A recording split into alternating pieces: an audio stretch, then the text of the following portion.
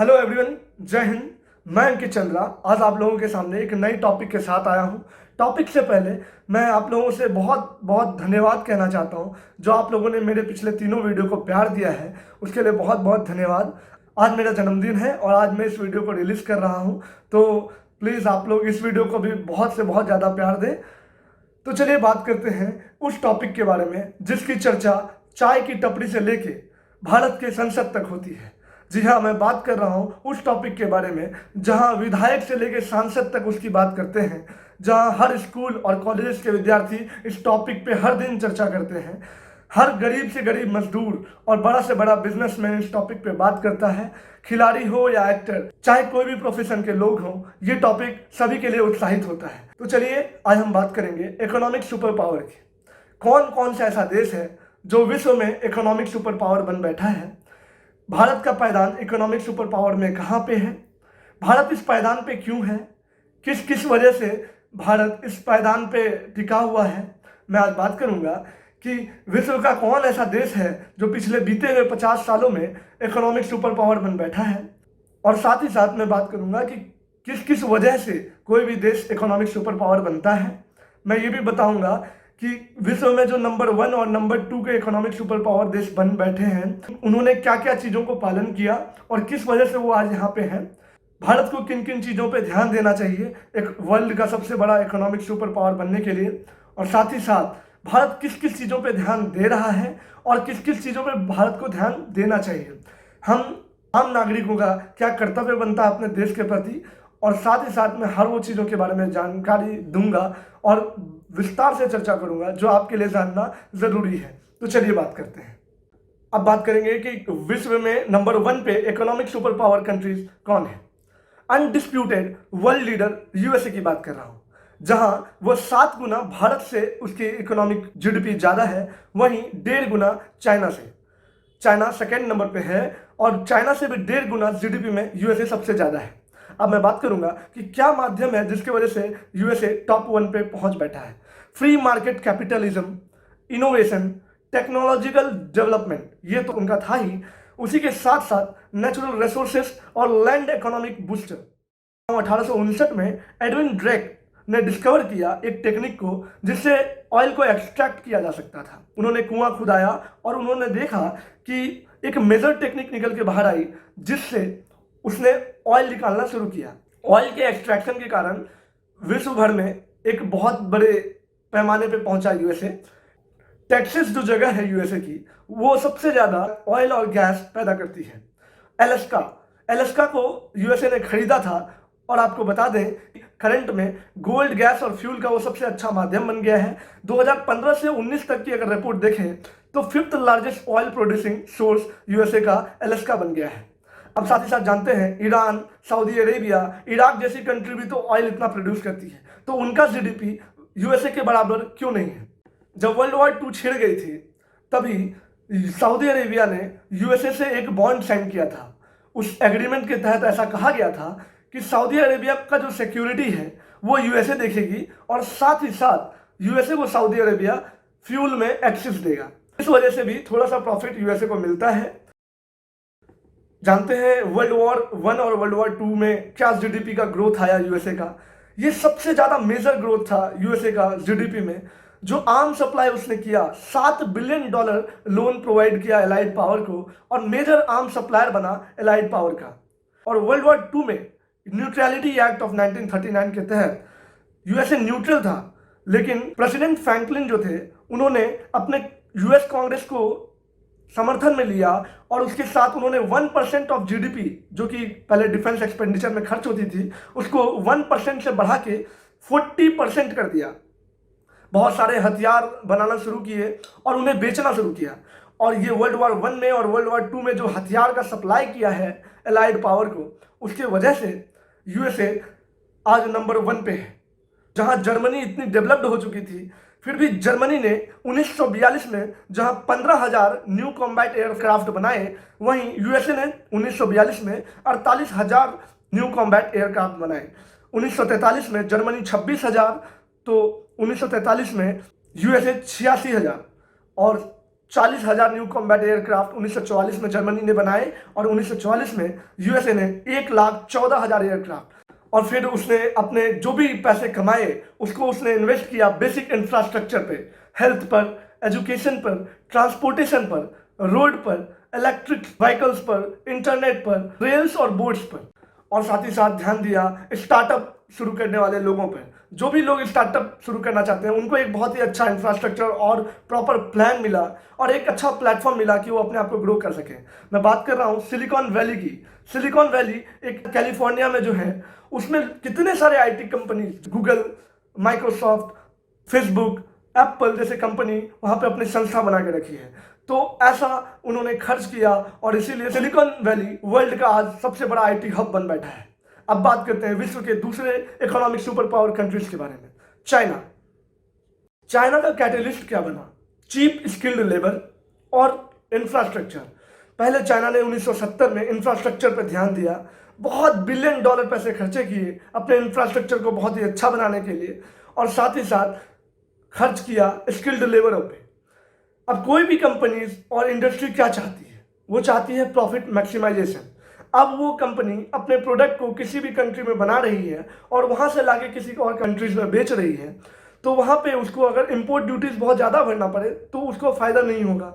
But अगर कोई countries में वो जाके मैन्युफैक्चर कर रही है और उसको प्रॉपर इंफ्रास्ट्रक्चर भी मिल रहा है, साथ ही साथ चीप स्किल लेबर भी मिल रहे हैं, तो वो जाके वहाँ पे अपना सेक्शन क्यों ना खोलेगी।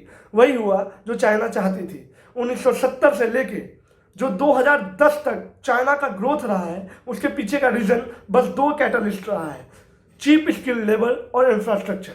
अब मैं बात करता हूँ टैक्स लॉज और इंपोर्ट ड्यूटीज़ जो इसमें अहम रोल निभाए। इंपोर्ट ड्यूटीज़ बहुत बढ़ा दिया और टैक्स लॉ को बहुत ही बहुमूल्य रूप से उपयोग किया।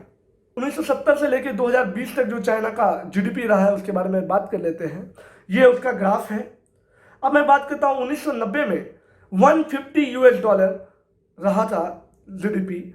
उसके बाद 2005 में 2800 यूएस डॉलर रहा था और 2015 में 8900 यूएस डॉलर रहा और 2021 में 13,500 यूएस डॉलर रहा। तो ये आप देख सकते हैं कि 8500% का इंक्रीमेंट हुआ लास्ट 30 सालों में। तो चाइना की जीडीपी कैसे नहीं बढ़ेगी? सारे कंट्रीज के इंडस्ट्रीज और कंपनीज जाके वहाँ पे अपनी संस्था खोल ली है। अब जो पिछले 5-10 सालों में चाइना की गिरावट देखी जा रही है, बहुत सारे ऐसे ऐसे कंपनीज हैं और इंडस्ट्रीज हैं जो वहाँ से अपने आप को हटा के विश्व के कोई और कोने में जा रहे हैं। उसका मुख्य रीज़न क्या है उसके बारे में बात करते हैं। 2016 से 21 तक चाइना का डिक्लाइन देखा गया जीडीपी में। जिस ग्रोथ रेट से वो बढ़ रहा था वो अब नहीं बढ़ रहा है। उसके पीछे का कारण क्या था? Direct impact on the product manufacturing in China. मतलब कि अब जो भी लोग मैन्युफैक्चर कर रहे थे वहाँ पे उनको बहुत ज़्यादा पैसा लग रहा था। क्यों लग रहा था? उसका पीछे का रीज़न है विश्व भर में मेडिकली में अगर आप देखें तो चाइना सबसे मजबूत है।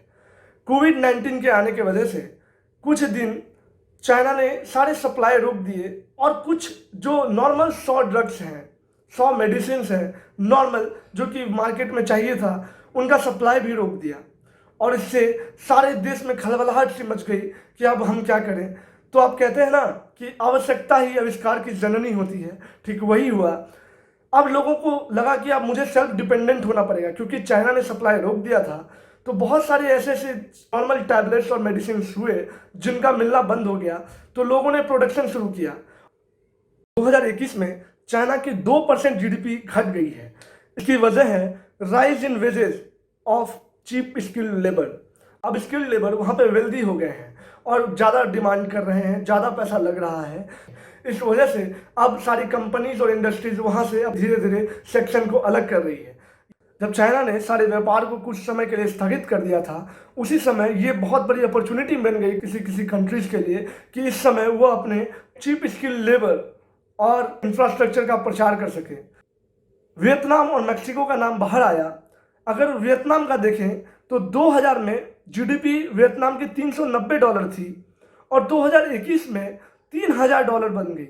मतलब कितने प्रतिशत का चेंज आया 20 सालों में, ये आप देख सकते हैं। कुछ दशकों में वियतनाम ने अपने आप को बहुत ही ज़्यादा बदला है। ये मेजर शिफ्ट है और यहाँ पे भी आप अगर चाहें तो यहाँ पे आपको चीप लेबर मिलेंगे और साथ ही साथ एक बहुत ही ब्यूटीफुल इंफ्रास्ट्रक्चर मिलेगा। ठीक वही हुआ, नाइकी जैसी कंपनी ने चाइना छोड़ के वियतनाम को चुना। अब चाइना के ये सब चीज़ बंद होने से मैक्सिको को भी बहुत ज़्यादा फायदा हुआ, मैक्सिको का व्यापार बढ़ा और यूएसए पे जो इम्पोर्ट ड्यूटीज चाइना ने बढ़ा दिया था, टैरिफ, उसके कारण मैक्सिको पे भरोसा किया यूएसए ने और मैक्सिको को हब बना लिया और मैक्सिको की एक्सपोर्ट यूएस में 14% बढ़ गई और हो गई $320 मिलियन। अब बात करते हैं भारत की। भारत में जो पॉपुलेशन है, लोग कहते हैं कि पॉपुलेशन के कारण भारत इतना पीछे है, पर जहां चाइना ने पॉपुलेशन को हथियार बनाया वहां इंडिया भी पॉपुलेशन को हथियार बना सकती है। पर भारत की पॉपुलेशन में स्किल की कमी आ जाती है। भारत में प्रॉपर इंफ्रास्ट्रक्चर नहीं है, जिस कारण कोई भी विदेशी कंपनी और इंडस्ट्री भारत पे विश्वास नहीं करती है। पर एक बार ऐसा चेंजेस आया जब बहुत बड़ी कंपनी एप्पल ने भारत पे विश्वास दिखाया और चेन्नई में अपना एक संस्था खोला। इसके कारण बहुत सारी विदेशी कंपनियां अब भारत के प्रति अट्रैक्ट हो रही हैं कि जब एप्पल जैसी कंपनी यहाँ पे अपना संस्था खोल सकती है तो क्यों नहीं हम लोग भी खोल लें। इसके पीछे भारत ने भी वही किया जो ठीक 40 साल पहले चाइना ने किया था।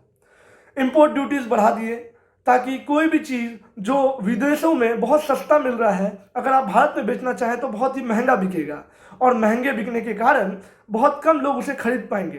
तो प्लीज़ आप यहाँ पे अपनी कंपनी का संस्था खोलिए ताकि ये चीप में भी बिके और लोग इसे ईजिली खरीद पाएँ और आपका सामान ज़्यादा बिके।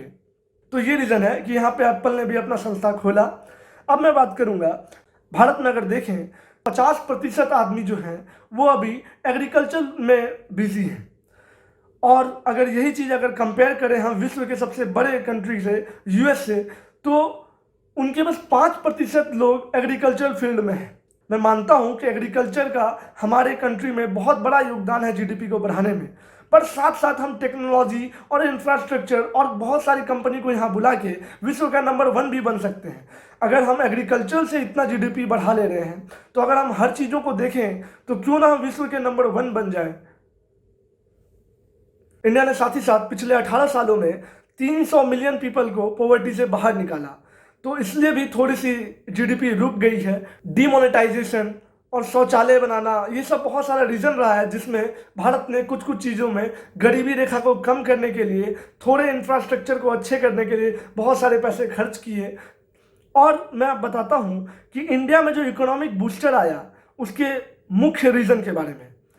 जैसे इंडिया जैसे बैंकिंग में, रिटेल में, इंफॉर्मेशन टेक्नोलॉजी में भी ध्यान देता था और सर्विस प्रोवाइड करता था।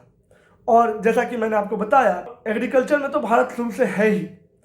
साथ ही साथ 2014 में एक एक्सेप्शन चीज़ें हुई, सेलफोन मैन्युफैक्चरिंग इंडस्ट्री खोला गया भारत में और 10 मिलियन सेलफोन से शुरुआत किया गया हर साल, और 2019 का माने 150 मिलियन सेलफोन भारत हर साल बना रही है। तो ये एक बहुत अच्छी शुरुआत हुई 2014 में। ये पिछले बीते हुए 5 सालों में जो भारत ग्रो किया है 2019 तक, इसकी वजह से भारत की जीडीपी काफ़ी हद तक बढ़ी है। जैसे कि मैंने आपको बताया, जिस जिस चीज़ों पे चाइना ध्यान दिया था, यूएसए ध्यान दिया था, ठीक उसी चीज़ों पे इंडिया में भी ध्यान देना शुरू किया गया जो उसकी महत्वता को दर्शाती है, जैसे कि जनसंख्या, अच्छे इंफ्रास्ट्रक्चर को बनाना। तो इंडिया ने अपने लार्ज वर्कफोर्स का इस्तेमाल किया। अगर चाइनीज़ सिटीजन्स को आप देखें तो $28 पर डे वहाँ के सिटीजन्स को मिलता है, और अगर भारत में आ जाए तो एवरेज इंडियन सिटीजन्स की कमाई $5 पर डे है। तो ये एक बहुत बड़ी अपॉर्चुनिटी है कि यहाँ के लोग अगर स्किल्ड हो जाएं तो कोई भी कंट्री यहाँ पे आएंगे और पैसे खर्च करना चाहेंगे। तो यहाँ पे हमें क्या क्या चीज़ों पे ध्यान देना चाहिए, इंफ्रास्ट्रक्चर, साथ ही साथ स्किल पे ध्यान देना होगा। तो इसके लिए मैं बात करता हूँ, क्या इंडिया की सरकार ने इस पर कुछ ध्यान दिया है? चलिए उस पर बात करते हैं। जैसा कि मैंने बोला कि लोग में स्किल की कमी हो रही है, कुछ लोग ग्रेजुएशन करने के बाद भी उनमें स्किल की कमी है। क्यों है? तो भारत ने ध्यान दिया और एजुकेशन पॉलिसी को बदला। 2020 में एजुकेशन पॉलिसी को बदला गया और नई एजुकेशन पॉलिसी को इंडिया में लाया। क्या क्या एजुकेशन पॉलिसी की क्वालिटी है इसके विस्तार में तो मैं अभी नहीं जाऊंगा, पर कुछ कुछ चीज़ों के बारे में बता देता हूं। जैसे कभी भी कोई छात्र 10वीं पास करते हैं तो उनको बस 3 ऑप्शन मिलता है, साइंस, कॉमर्स और आर्ट्स। बट अब ऐसा नहीं है। अब जो नई एजुकेशन पॉलिसी आई है उसके तहत आप पॉलिटिकल साइंस के साथ बायोलॉजी भी पढ़ सकते हैं, केमिस्ट्री के साथ इकोनॉमिक्स भी पढ़ सकते हैं। आप अपने सब्जेक्ट का चुनाव खुद कर सकते हैं। बफे सिस्टम में जैसे आप खाना लेने जाते हैं तो आप कुछ भी चुनाव कर सकते हैं, कुछ भी चीज़ें अपने प्लेट में ले सकते हैं। ठीक उसी तरह आप एजुकेशन में भी अपने सब्जेक्ट का चुनाव कर सकते हैं। इससे ये फायदा होगा कि जिसमें हमारा इंटरेस्ट है हम वो पढ़ेंगे और हमारा स्किल भी डेवलप्ड होगा। सेकेंड जो कैटलिस्ट है वो है इंफ्रास्ट्रक्चर बिल्डिंग। प्रधानमंत्री नरेंद्र मोदी ने 100 लाख करोड़ का इन्वेस्टमेंट किया इंफ्रास्ट्रक्चर बिल्डिंग के लिए और ये अनाउंस किया कि 100 लाख करोड़ वो गति शक्ति प्रोजेक्ट में खर्च करेंगे। ये एक ऐसी स्कीम है जिसके तहत इंफ्रास्ट्रक्चर को इंडिया में बिल्ड किया जाएगा और जो भी डिपेंडेंट होना चाहते हैं और कोई भी कंट्री और जो इंडस्ट्रीज भारत में आके अपना संस्था खोलना चाहती है वो इससे अट्रैक्ट हो। और इसके पीछे का जो मोटो था वो यह था कि भारत के इंडिपेंडेंस का 100 साल पूरे होते ही भारत अपने आप को इकोनॉमिक सुपर पावर नंबर 3 पे ले आए। ऐसा माना जाता है कि इलेक्ट्रिक मोबिलिटी भी इससे बढ़ेगी और 100% इलेक्ट्रिफिकेशन होगा और साथ ही साथ इस योजना से लोग सेल्फ डिपेंडेंट होंगे। स्किल पे भी अब बचपन से ही काम किया जाएगा और जो भी बच्चे ग्रेजुएट होकर बाहर निकलेंगे, अपनी पढ़ाई कंप्लीट करके बाहर निकलेंगे, वो स्किलफुल होंगे। अब इससे होगा क्या? इससे होगा कि यहाँ पे लोग स्किलफुल होंगे और अच्छी इंफ्रास्ट्रक्चर होगी तो सारी कंपनी और इंडस्ट्री जो विदेश में है वो अट्रैक्ट होंगी और भारत के पास आएंगी और यहाँ पे अपनी अपनी संस्था खोलेंगी और अपने अपने प्रोडक्ट्स को यहीं बनाएंगी और विश्व भर में बेचेंगी और भारत में भी बेचेंगी। भारत में इतना पॉपुलेशन है, लोग खरीदेंगे भी और यहाँ पे उनको टैक्स भी पे करना पड़ेगा, तो इससे हमारी जीडीपी बहुत जल्दी बढ़ेगी। भारत में किसी भी कंपनीज के लिए एक बहुत बड़ा मार्केट है क्योंकि यहाँ पे जनसंख्या है और यहाँ के लोग के पास पैसे भी हैं, तो इसलिए कोई भी कंपनी यहाँ पे अपने सामान को बेचना चाहती है। ठीक वही हुआ, टेस्ला भी अट्रैक्ट हुआ इस चीज़ों से। एलॉन मस्क ने एक नया ट्वीट किया है, उसमें उन्होंने कहा है कि अब वो भारत आएंगे और भारत में भी वो मैन्युफैक्चर करेंगे। ठीक वही हुआ जो भारत चाहता था और भारत में एक अच्छा इंफ्रास्ट्रक्चर बन रहा है और साथ ही साथ बड़ी बड़ी कंपनी और बड़ी बड़ी इंडस्ट्री अगर यहाँ पे आके अपनी संस्था खोले और यहीं पे मैन्युफैक्चर करे तो हमारी जीडीपी ग्रोथ बढ़ेगी। और अगर ऐसे ही इंडिया तरक्की करता रहे और अपनी जीडीपी में ध्यान देता रहे तो वो दिन दूर नहीं जब चाइना और यूएसए जैसी देश को भी इंडिया पीछे कर दे, क्योंकि इंडिया में किसी भी चीज़ों की कमी नहीं है। कमी है तो स्किल्स की, कमी है तो इंफ्रास्ट्रक्चर की, कमी है तो सोचने की। अगर हम लोग सोचें और अपना टेक्नोलॉजी और रोबोटिक्स में आगे बढ़ें तो आने वाले दिन में भारत से ज़्यादा तरक्की वाला देश और कोई नहीं होगा। हमें साथ साथ विश्व में क्या चल रहा है उसके बारे में भी सोचना होगा और हमारी सरकार को एक रिस्पॉन्सिबिलिटी उठानी होगी। विश्व में जो भी कंट्री में कोई दिक्कतें आ रही हैं, जैसे यूएसए और चाइना और रूस करता है, ठीक उसी तरह इंडिया को भी हर चीज़ में रिस्पॉन्सिबिलिटी उठाना होगा। तो आने वाले दिनों में भारत इकोनॉमिकली सुपर पावर तो हो ही जाएगा, साथ ही साथ हर रूप में सुपर पावर हो जाएगा। हमें हर क्षेत्र में ध्यान देना होगा।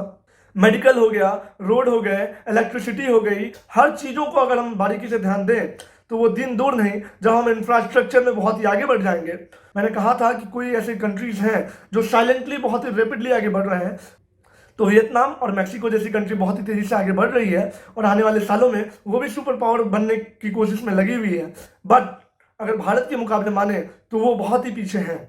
तो भारत ये सब चीज़ों में ध्यान दे और एग्रीकल्चर तो भारत का वैसे ही एक बहुत बड़ा हथियार है और अगर हम टेक्नोलॉजी और अपने इंफ्रास्ट्रक्चर पे ध्यान दें तो सारी कंट्रीज़ के इंडस्ट्रीज़ और जो भी कंपनी है वो हमारे यहाँ आके अपने प्रोडक्ट्स को मैन्युफैक्चर करेंगी और हमें बहुत सारा फायदा होगा। साथ ही साथ हमें ध्यान देना होगा टेक्नोलॉजी पे, क्योंकि वो किसी भी विश्व के देश को इकोनॉमिकली सुपर पावर बनने में मदद करती है। बट ऐसा मान्यता है लोगों का कि रोबोटिक्स अगले 50 सालों में बहुत ही ज़्यादा एडवांस हो जाएगा, तो हमें आर्टिफिशियल इंटेलिजेंस, मशीन लर्निंग और रोबोटिक्स में भी ध्यान देना होगा, क्योंकि Japan, Singapore, south Korea, Sweden और डेनमार्क जैसी कंट्री तेजी से टेक्नोलॉजी में डेवलप्ड हो रही है और नए नए रोबोट्स बना रही है। तो जो 5 मुख्य चीज़ है, इंफ्रास्ट्रक्चर, चीप स्किल लेबर और रोबोटिक्स और आर्टिफिशियल इंटेलिजेंस, साथ ही साथ हम लोगों में स्किल की कमी जो है उसको बदलना, जो कि एजुकेशन पॉलिसी से हो जाएगा। और जो सबसे बड़ी ज़रूरत वो है हमें अपने सरकार को सही चुनना होगा और अपने कंट्री पे विश्वास रखना होगा और हमें मिलजुल के आगे बढ़ना होगा। सब कुछ कहने के बाद मैं ये कह रहा हूँ कि भारत 2040 तक सुपर पावर बन सकता है और 2050 तक बहुत ही आगे बढ़ सकता है। तो हमें इस चीज़ में ध्यान देना होगा कि आने वाले कौन कौन से ऐसे कंट्री हैं जो सुपर पावर में हम देख सकते हैं। वो है इंडिया, मैक्सिको, वियतनाम। लेकिन अगर रोबोटिक्स आ गया तो जापान, सिंगापुर, साउथ कोरिया और स्वीडन, डेनमार्क जैसी कंट्री भी हमें सुपर पावर की लिस्ट में बहुत ही आगे बढ़ता दिखेगा। तो चलिए, आज का इन्फॉर्मेशन इतना ही। तो देखते रहिए लग्जरियस इन्फॉर्मेशन मेरे साथ। भारत माता की जय। जय जवान, जय किसान, जय विज्ञान।